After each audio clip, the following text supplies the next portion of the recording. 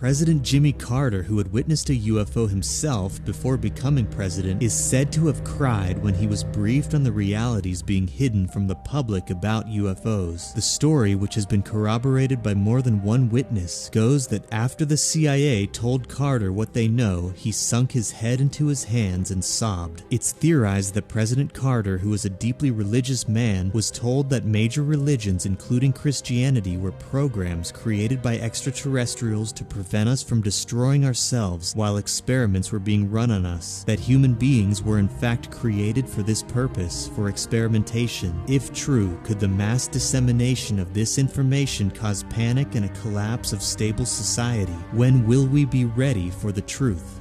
These treaties, signed by our government and various alien species, acted as the first steps in what has become a multi-decade-long deception and cover-up, but many high-ranking officials have come forward to whistleblow to the public about what is actually going on. Former Israeli space security chief Haim Eshed has stated various countries' governments have been in contact with what he refers to as a galactic federation, and that we are being urged by this federation to not reveal the truth until humans, quote, reach a stage where we will understand what space and spaceships are. He says that agreements have been signed between species, including an underground base in the depths of Mars. The two alien races the president met with are said to have been the Greys, who have the classic alien appearance, gray skin with large black eyes, and the Nordics, who are 6 to 7 feet tall with blonde hair and blue eyes. It's the Nordics who suggested the Greys had nefarious intentions with human beings. The Nordics offered spiritual transcendence, while the Greys offered power through technology. According to John Lear, son of the creator of the Learjet, who was also present at the meeting, the Nordics offered their help in eliminating the Greys' threat, but President Eisenhower turned it down because they offered no advanced technology. Ultimately, what's known as the Edwards Treaty was signed with the Greys. The agreement stipulates that the Greys may enter our world and conduct abductions and tests on human subjects, so long as they are returned and their memories wiped. It also sets the grounds for a diplomatic exchange program known as Crystal Night, in which ambassadors from Earth would be sent to other planets, and alien ambassadors would be welcomed here. According to Bill Cooper, an author and political activist who claimed to have obtained documents of these events, one ambassador was a reptilian named Krill from the planet Typhon in the Draco constellation. Another ambassador is referred to as J-Rod, a Grey from Zeta Reticulum who allegedly stayed at Area 51 and assisted in a program sharing technological innovation with the U.S. government. Statements have been made by government officials suggesting the United States has not only been in touch with alien species, but that treaties between them and us were made decades ago. Allegedly, Roswell, New Mexico was in fact the site of a UFO crash in 1947, and in 1949 another crash yielded a member of the crew who survived and was retrieved by the U.S. government. The survivor was referred to as EBE, or Extraterrestrial Biological Entity, and a plan was set in motion with the help of EBE to build a machine which would assist the alien in contacting its home planet. By 1951, a race referred to as the Greys were contacted and communications were well underway. According to former Naval Intelligence Officer William Cooper, large objects moving towards Earth had been discovered in 1953. First believed to be asteroids, it was later determined they were actually spaceships. Two different missions, Project Sigma and Project Plato, managed to establish contact with the extraterrestrials through binary code. It's alleged that through this communication, on the night of February 20th, President Dwight Eisenhower, while on a vacation to Palm Springs, went missing. His official statement claimed he had to undergo an emergency dental treatment, but many speculate he instead was taken to Edwards Air Force Base to meet with two different alien races. What was Iraq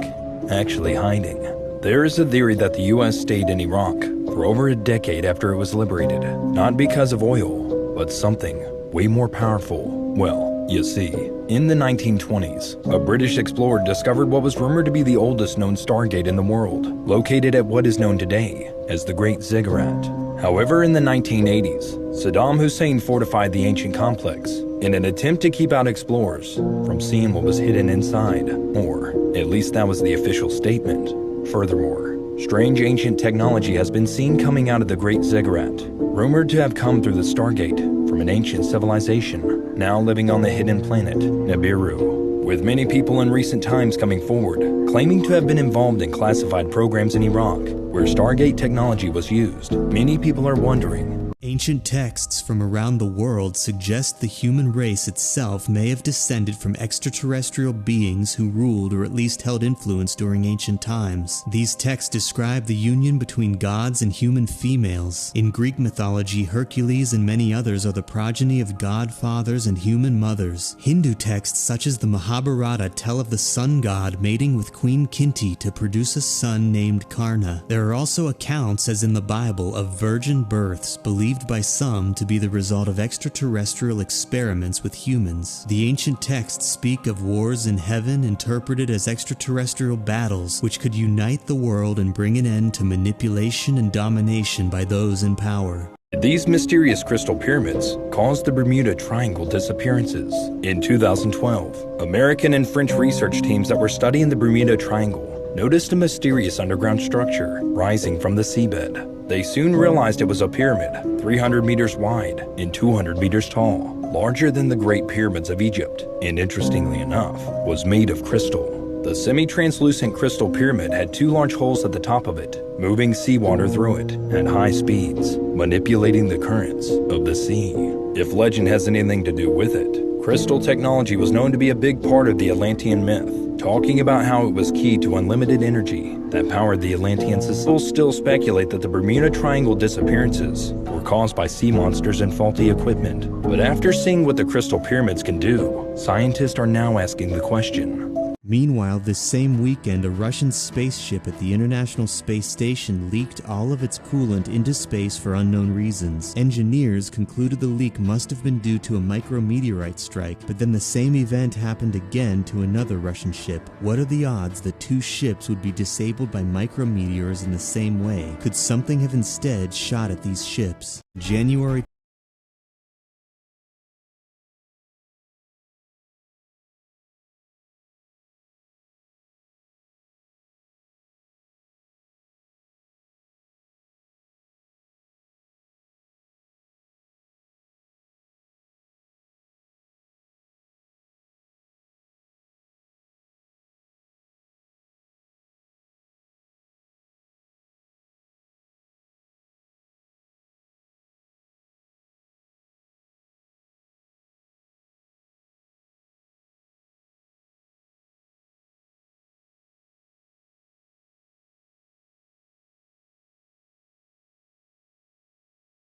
UFO was detected on radar again flying over Alaska. The next day, an American F-22 fighter jet shot down the object over the Yukon Territory. A Canadian official described the object as shaped like a cylinder and smaller than the spy balloon. That same day, a new object was detected flying over Montana, then reappeared over the Great Lakes region. It was flying at an altitude of 20,000 feet and was shaped like an octagon with strings hanging off, but according to a U.S. official, had no discernible payload or propulsion system. It was shot down by a U.S. fighter jet over Lake Huron. As of now, the objects are allegedly in the process of being recovered, though according to an official, recovery of the debris may be unlikely. Is Project Bluebeam about to happen? There is a theory that sometime in the near future, the elites of the world are going to use hidden technology to simulate an alien invasion in order to assert dominance and take over the world. You see, how this will work is that through the chaos, a fake messiah will appear in every country that has the power to protect the people and stop the invasion. From there, the messiah will be the new world religion leader and eventually unite the world under one religion as the Antichrist, just like the Book of Revelation states. With increased sightings of UFOs within the last 2 years, and an actual craft that was shot down by the government over Alaska, coupled with the fact that 5G technology is closely linked to hologram technology, the question we should be asking is, recently, a Russian satellite was mysteriously destroyed. Are we experiencing the beginning of a UFO invasion, or is there something else going on?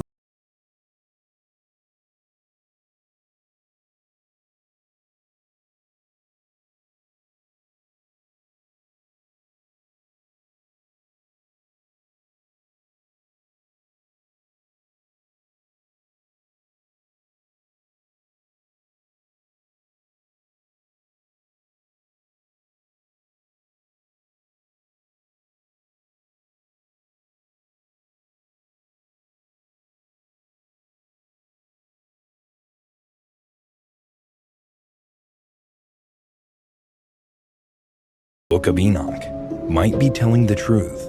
Now, we have been told that the Book of Enoch was taken out in the 4th century because it wasn't accurate to the original scriptures. But what if that wasn't the case? What if it was because it told the truth about humanity?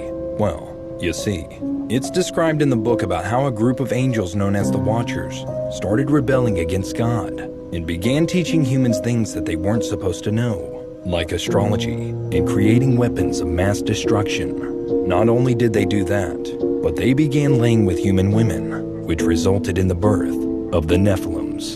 Some argue that the book was false, but with the accounts of the way the world was shaped, the sun and the moon, and even the current location of the Watcher angels, maybe.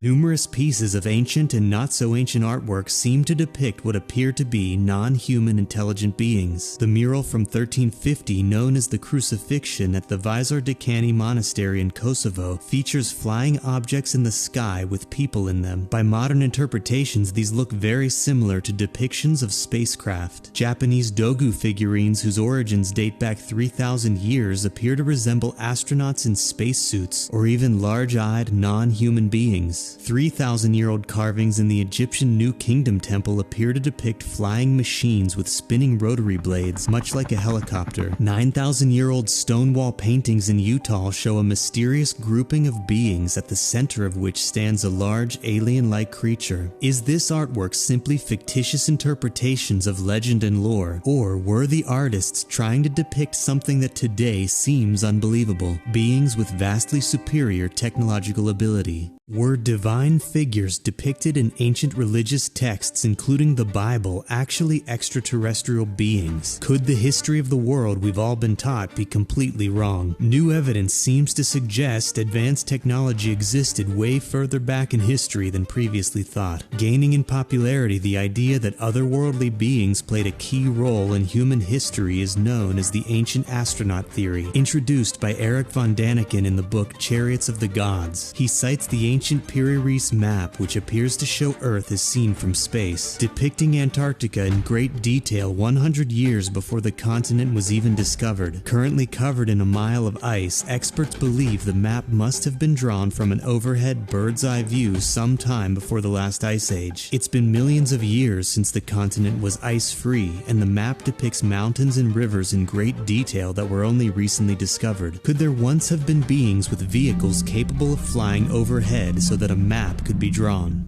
Cave discoveries can often illuminate details of a very dark and demented past. Gough's Cave in Somerset, England is famous for containing the Cheddar Man, the oldest human skeleton found in Great Britain. Less known from this cave are the tops of skulls, including that of several children, which were smoothed and fashioned into drinking cups. Could these ancient practices relate to what Scandinavian people to this day say when they raise their glasses for a cheers? They say skull, which translates literally to skull. In the Judean desert of Israel, a complex network of underground passages form what is today known as the Cave of Horrors. It was given this name after the ghastly discovery of the remains of 40 ancient Jews, men, women, and children, likely hiding from Roman persecution. Trapped or lost in the earth's depths, they perished in the blackness of the cave. Strangely, near their bodies was discovered a much more ancient body of a young woman from 6,000 years earlier. Does death beget death? And could some ancient curse taint the walls and corrupt this hiding space? One of the strangest and most mysterious items ever found in a cave is the Wolfsegg iron, also known as the Salzburg Cube. The object was discovered in a cave in Austria in 1885. 4 of its sides are roughly flat, while the 2 remaining sides are convex with a deep groove incised around the object. Many point out that this bizarre and ancient object made of iron appears to be man-made using advanced machinery. Another similar object mined from 3-billion-year-old pyrophyllate deposits near Ottosdal, South Africa are the Klerksdorp spheres. These near-perfect spheres exhibit extremely well-defined parallel lines that encircle the object. Experts suggest these objects are the result of rare geological phenomena, yet could it be possible we've discovered remnants of extremely advanced technology from a long-forgotten and highly advanced civilization?